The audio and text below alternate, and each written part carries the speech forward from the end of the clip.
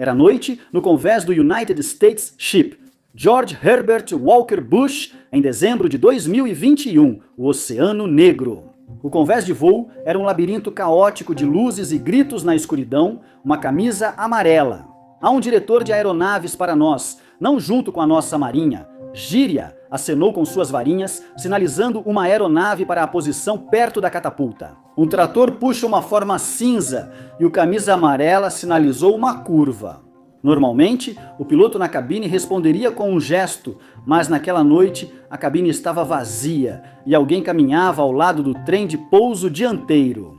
Um marinheiro segurava algo parecido com um controle de videogame robusto preso ao peito, o polegar sobre o joystick. Era um avião pesado, de milhões de dólares, sendo manobrado em um convés instável, cercado por pessoas e equipamentos caros. Tudo controlado por um cara com algo parecido com controle de Xbox. Se a máquina resolvesse acelerar, bastava empurrar o joystick para a frente. Faltavam cerca de 3 segundos para abrir um buraco no convés e rolar para fora da lateral de um navio de guerra nuclear. Mas o camisa amarela sinaliza para parar. O marinheiro move o joystick e a máquina para sobre o trilho da catapulta. Este é o Boeing MQ-25 Stingray. É a primeira aeronave não tripulada operacional baseada em porta-aviões do mundo. Naquela noite, ele provava que podia sobreviver no campo de pouso mais hostil do mundo. Apesar de parecer um bombardeiro furtivo futurista, sua função não é lutar ou bombardear, ele serve apenas como posto de combustível voador. Você deve se perguntar por que a Marinha dos Estados Unidos da América investe bilhões em um robô apenas para transportar combustível. A resposta está na chamada tirania da distância, vista no Teatro do Pacífico. As bases seguras ficam a milhares de quilômetros das zonas de combate. O Oceano Pacífico é imenso. Caças modernos como o FA-18, Super Hornet e F-35C têm raios de combate menores que antigos modelos da Guerra Fria, como o A-6 Intruder. A Marinha teve que usar seus caças como aviões-tanque improvisados. Hoje, de 20 a 30 missões do Super Hornet servem só para reabastecimento. Eles penduram tanques de combustível extras nas asas e voam apenas para abastecer seus colegas. Isso é como comprar uma frota de Ferraris de luxo e usar um terço deles para fazer entregas do Uber Eats. Funciona sim, mas é um uso incrivelmente estúpido de dinheiro e da vida útil da aeronave. Quando o meu entregador do Uber Eats chegar de Ferrari, vou perguntar: cara, o que está acontecendo? Hora de mudar de emprego. Isso reduz a vida útil dos melhores caças e os tira do combate. O MQ-25 foi criado para evitar esse desperdício que custa bilhões de dólares. Ele decola do porta-aviões e entrega até 7.250 kg de combustível a outras aeronaves a 500 milhas náuticas. Isso equivale a cerca de 9.000 litros suficientes para abastecer cerca de 160 carros de família. De nada, mas se você é um drone baseado em porta-aviões, com esse alcance e esse volume interno, não precisa necessariamente enchê-lo de combustível. Você poderia preenchê-lo com matrizes de radar, poderia equipá-lo com pacotes de sensores, ou, um dia, realmente poderia carregá-lo com mísseis antinávio furtivos. E vamos voltar a isso mais tarde, mas por enquanto, vamos dar uma olhada em como isso realmente funciona. O problema, certo? Para entender por que a Marinha investe em um posto de abastecimento voador não tripulado, é preciso analisar o grande desafio estratégico. Chamados de porta-aviões de braços curtos, como um T-Rex, durante a Guerra Fria, um grupo aéreo embarcado dos Estados Unidos da América tinha alcance impressionante. Eles operavam aeronaves como o A-6 Intruder e o S-3 Viking, robustas e de longo alcance para transportar cargas pesadas por grandes distâncias. Alcançavam alvos a centenas de milhas e ficavam horas na área mantendo o porta-aviões seguro, mas essas aeronaves já não existem. Aposentadas há anos, deram lugar ao domínio do FA-18 Super Hornet e F-35C nos porta-aviões modernos. Esses caças multifunção de alta tecnologia são fantásticos, mas têm alcance limitado em relação aos antecessores. O raio de combate deles, sem reabastecimento, é significativamente menor. Agora, isso não seria um grande problema se os Estados Unidos estivessem apenas lutando contra insurgências em lugares onde o inimigo não tem marinha.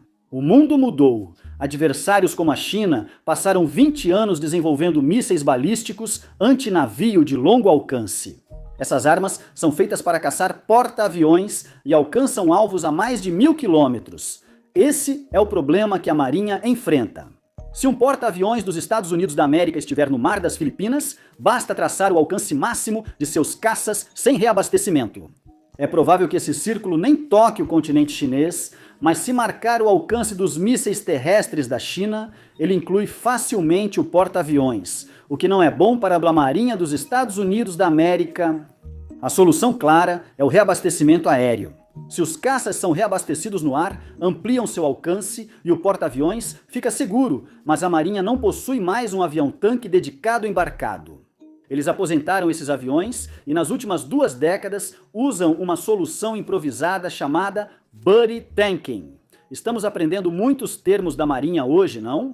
Isso consiste em usar um caça de linha de frente, como o Super Hornet, equipado com um grande tanque externo e um pod de reabastecimento buddy storage. Esse pod, geralmente feito pela Cobb, possui sistema de mangueira e carretel. O caça decola, reúne-se com os companheiros, transfere o combustível pela mangueira e pousa. E, no papel, isso funciona, mas na prática é extremamente ineficiente.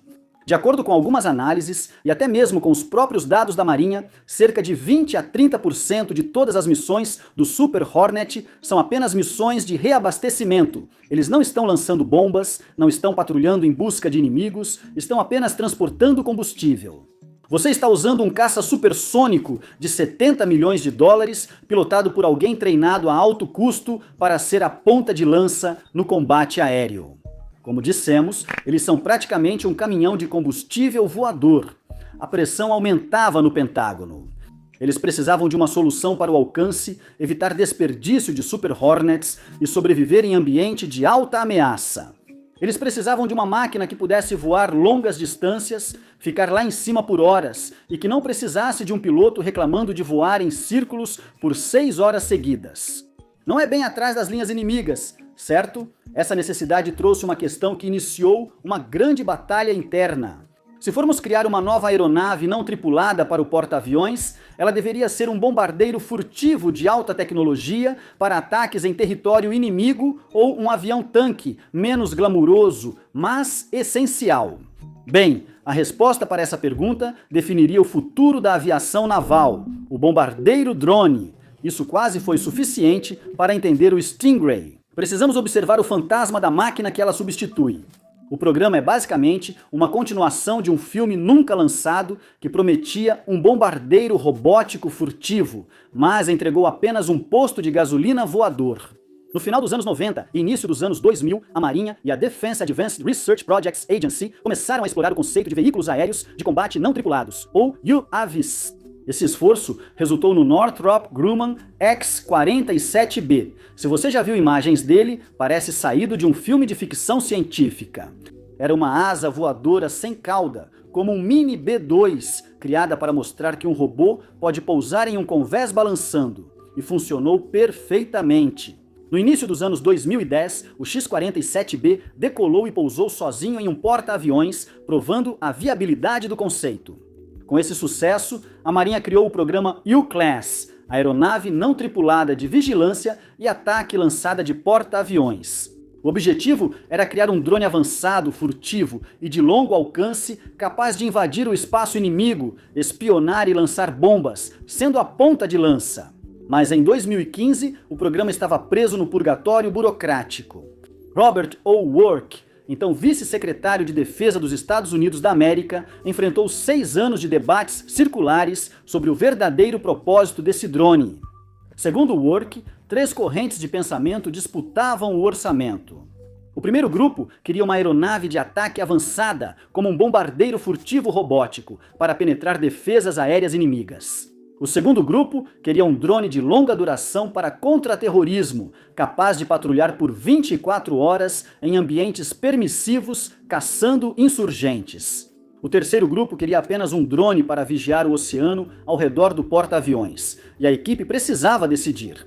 Ele perguntou aos planejadores navais quanto poderiam pagar e quão rápido a tecnologia furtiva estaria no convés. A resposta o decepcionou.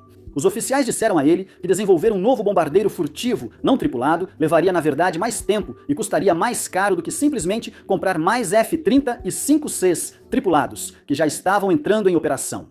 Assim, pressionada, a Marinha antecipou a compra do F-30 e 5C para uma função de ataque furtivo. O programa do drone classe U seria desmantelado e redirecionado. Ele deixou de ser bombardeiro para virar avião-tanque, opção mais barata e essencial para poupar os Super Hornets de missões de reabastecimento. Foi uma decisão pragmática. Em outra linha do tempo, o Enki-25 seria o primeiro bombardeiro furtivo autônomo do mundo. Nosso vídeo seria mais interessante, mas obrigado por nos acompanhar. Ele foi feito para ser utilitário, todos estão decepcionados. Em 2016, a Marinha encerrou a classe U e renomeou o programa para SEABARS, Sistema de Reabastecimento Aéreo baseado em porta-aviões. Parabéns novamente ao governo dos Estados Unidos da América por criar siglas. Agora o foco é o reabastecimento, com alguma vigilância secundária. A Marinha nomeou oficialmente a futura aeronave MQ-25 Stingray. M é multimissão e Q indica que não é tripulada. Uma competição foi lançada entre Boeing, Lockheed Martin e General Atomics, mas então veio uma surpresa. A Northrop Grumman, responsável pelo X-47B, deixou a disputa em 2017. Eles analisaram os requisitos e disseram: "Isso não faz sentido comercial para nós, desculpe." Quando tudo se acalmou, abriu-se espaço para um novo projeto. Quando o vencedor foi anunciado, não era o jato furtivo de asa voadora esperado. Surgiu o Stingray. Em 2018, a Marinha tomou sua decisão, concedendo o contrato de desenvolvimento de engenharia e fabricação do Enki-25 para a Boeing. Isso levantou algumas sobrancelhas na comunidade de defesa. A Marinha havia explicitamente reduzido os requisitos de um bombardeiro furtivo de alto nível classe U para um avião-tanque utilitário SEABARS. No entanto, quando a Boeing revelou seu projeto, ele não parecia um caminhão-tanque voador. Com fuselagem integrada, entrada de ar nivelada, que oculta as lâminas do ventilador e cauda em V, o Stingray lembra o drone furtivo que a Marinha afirmou não querer. Analistas de defesa, como os do Warzone, apontaram dúvidas recorrentes sobre a origem desse formato. A implicação é que a Boeing já fez o principal em um projeto furtivo classe U e, em vez de descartá-lo, apenas o reaproveitou. Eles deram à Marinha um posto de combustível, mas o disfarçaram como se fosse metade de um bombardeiro furtivo. Para entender a escala dessa máquina, você precisa olhar além das renderizações elegantes. O Enki-25 é uma fera. Ele tem 15,5 metros de comprimento, que é mais ou menos o tamanho de um ônibus urbano padrão. Sua envergadura é de 22,8 metros, muito grande para o convés de um porta-aviões. Para caber na garagem do navio, o hangar dobra as pontas das asas da aeronave, reduzindo sua largura para 9,4 metros. A estrutura é movida por um turbofan Rolls-Royce AE 3007N. Esse motor não é experimental, é a versão naval de um modelo consagrado, usado em jatos executivos e no drone MQ-4C Triton.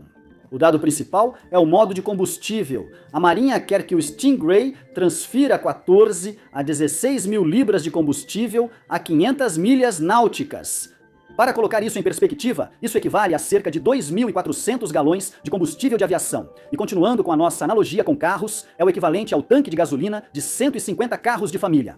Agora, sobre esse visual furtivo, é importante esclarecer que o Enki-25 não é uma aeronave furtiva de banda larga. Ao contrário do B-2 Spirit e do X-47B, ele usa pods sob as asas e possui fuselagem convencional, comprometendo sua seção transversal ao radar. No entanto, ele tem baixa observabilidade. A entrada de ar embutida é essencial por esconder as lâminas refletivas do compressor do radar inimigo. A cauda em V dispensa uma grande barbatana vertical.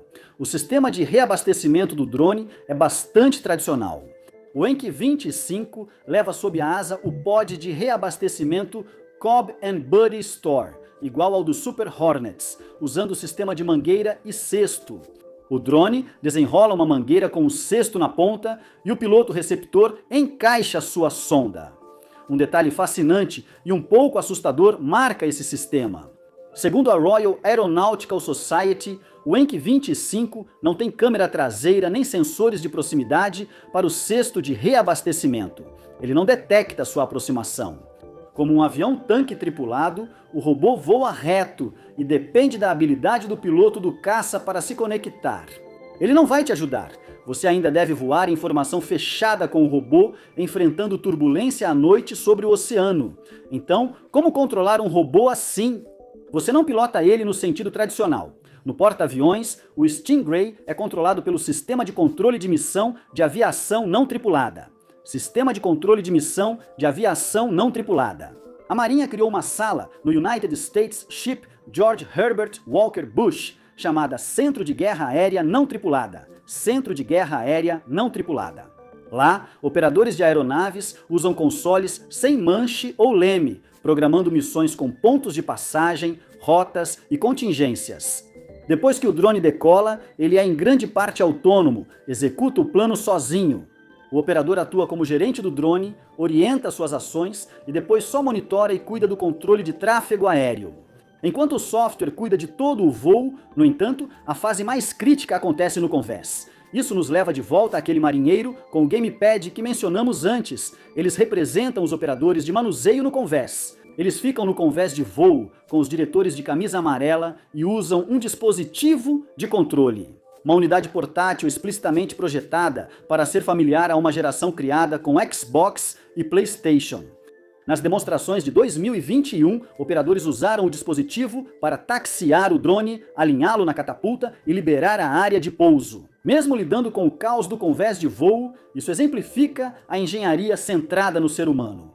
A Marinha optou por não alterar o complexo balé do convés. Mantiveram os sinais e padrões de tráfego iguais, criando um robô que se adaptasse a esse sistema, sem exigir que humanos aprendessem algo novo. Testando no limite. Antes de provar seu valor em um porta-aviões, a Arraia precisava mostrar que conseguia voar.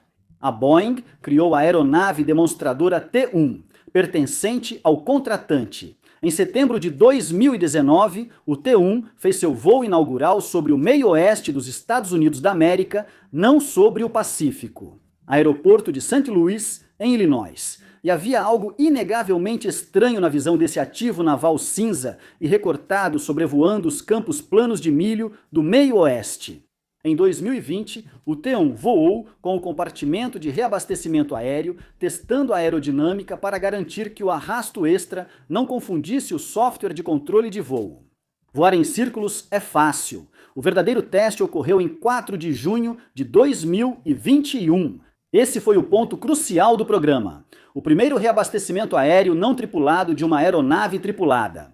A configuração era simples, mas um pouco assustadora.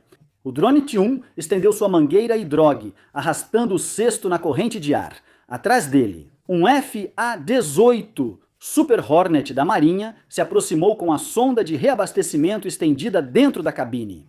O piloto observa a sonda estendida. Este jogo é de alto risco. Basta o drone errar a posição por poucos metros ou o software falhar. Uma rajada de turbulência pode fazer o cesto bater na cabine do caça ou até causar uma colisão entre as aeronaves. Mas o robô se manteve firme. O piloto do Hornet manobrou até o cesto, encaixou a sonda e iniciou o abastecimento. Assim, ficou provado que uma máquina pode manter posição com confiança a poucos metros de um jato tripulado, fazendo história. No mesmo ano, o Enki 25 repetiu o feito com um E-2D Hawkeye e um F-35C, mostrando que não foi sorte. Com a aerodinâmica aprovada, era hora de ir ao navio. Em dezembro de 2021, o T-1 foi içado a bordo do United States Ship George Herbert Walker Bush.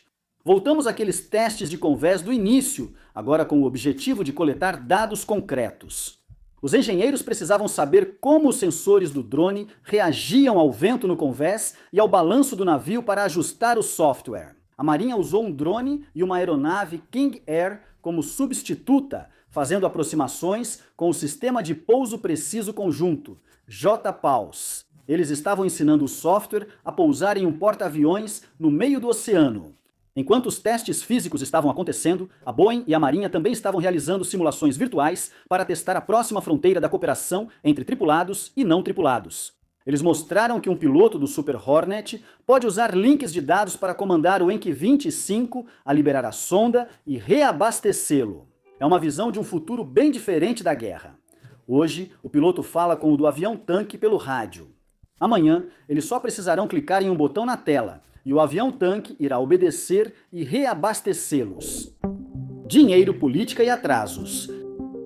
Agora, é claro, nenhum mega projeto de defesa moderno estaria completo sem uma parte sobre custos crescentes e atrasos agonizantes. Você já viu isso antes, sabe como funciona, e o MQ-25 Stingray não é exceção. Em 2025, o programa oficial prevê que a Marinha adquira 76 Stingrays, 67 operacionais e 9 para testes e desenvolvimento. O valor da frota é estimado em cerca de 159 bilhões. Fazendo as contas, isso resulta em um custo de aquisição de cerca de 209 milhões por aeronave, um valor que inclui sua parte nos custos de pesquisa e desenvolvimento. Para manter as luzes acesas e a linha de montagem funcionando, a Marinha pediu mais de $1 bilhão no orçamento de 2026 para aquisição, pesquisas e as 3 primeiras estruturas de produção inicial em baixa escala. Para colocar esse custo unitário em perspectiva, pelo preço de uma única Stingray, você poderia comprar uma pequena frota de jatos executivos de alto padrão. Nenhum desses jatos executivos consegue decolar de um porta-aviões nuclear e reabastecer caças furtivos a 800 quilômetros sobre um oceano hostil. Então acho que não é uma comparação brilhante, mas caro é. No entanto, assinar o cheque é a parte fácil para as Forças Armadas dos Estados Unidos da América. Obter a aeronave está sendo mais difícil. A Marinha previa ter modelos de produção voando até 2022. Não, é 2025. Você provavelmente está assistindo isso em 2026, com a capacidade operacional inicial, ou capacidade operacional inicial vindo em 2024 ou 2025. Como era esperado por quem acompanha aquisições militares, o cronograma já sofreu vários adiamentos. A auditoria do Inspetor-Geral do Departamento de Defesa, em 2023, alertou que a Marinha corre riscos ao iniciar a produção antes dos testes finais, pois isso pode elevar custos e atrasar entregas.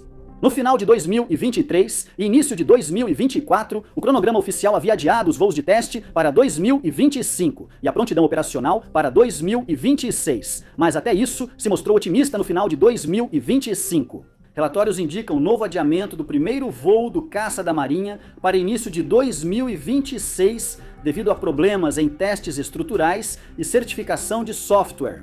O prazo para a prontidão real de combate agora é até o fim do ano fiscal de 2027. É a dança habitual dos programas de defesa modernos, mas isso tem consequências reais. O Stingray é adiado todo ano, enquanto os Super Hornets seguem desgastando suas fuselagens como tanques de combustível voadores. Então por quê? Por que a demora? Kentigan cita uma combinação de problemas: desafios de design e construção, grandes impactos da Covid na cadeia de suprimentos e questões de qualidade e mão de obra. Dentro da base industrial da Boeing, já ouvimos isso antes.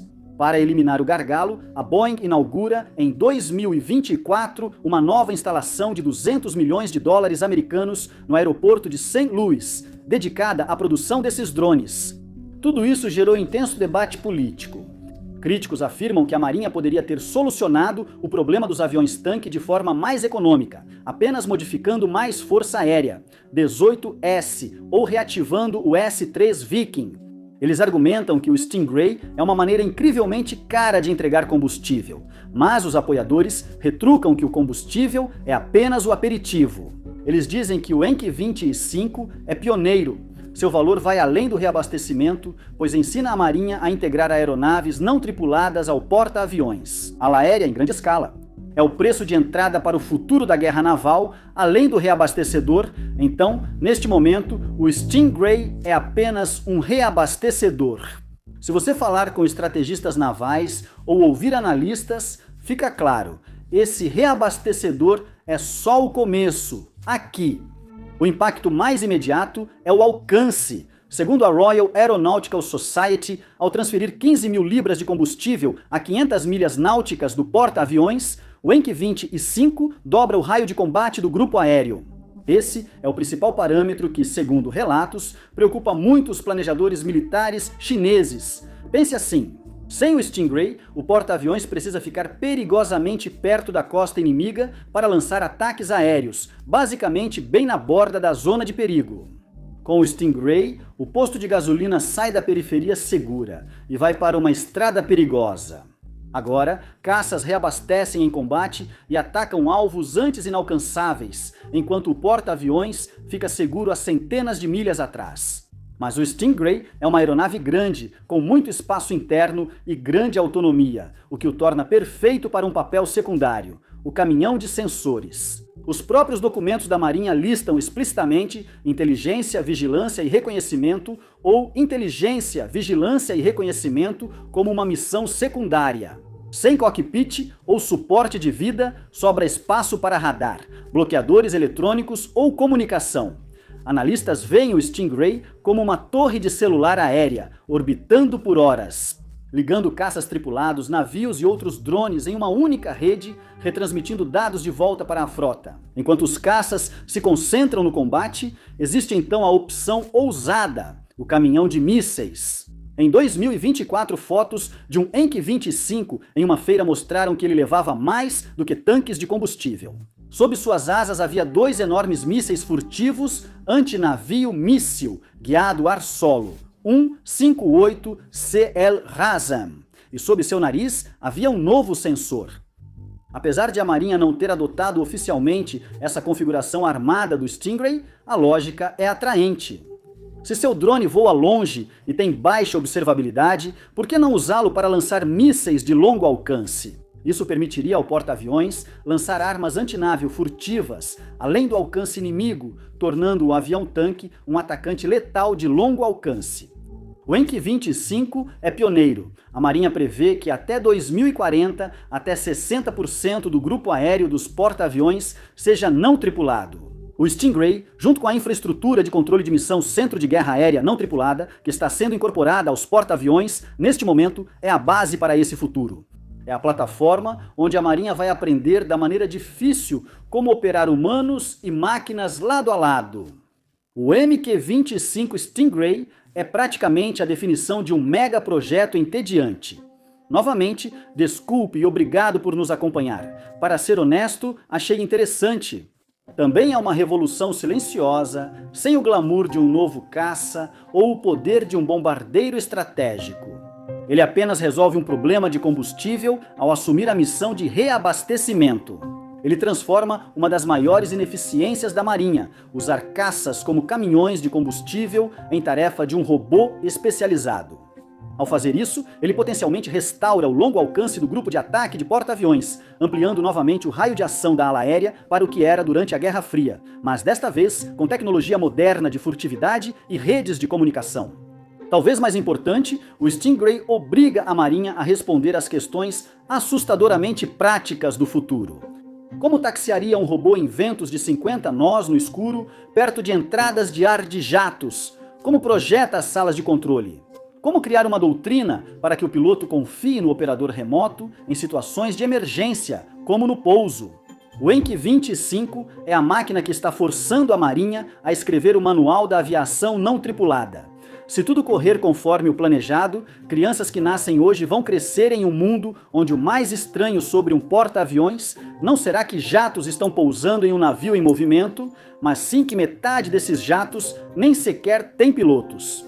E quando isso acontecer, será porque a Marinha começou ensinando um humilde posto de combustível voador a fazer tudo isso. Obrigado por assistir.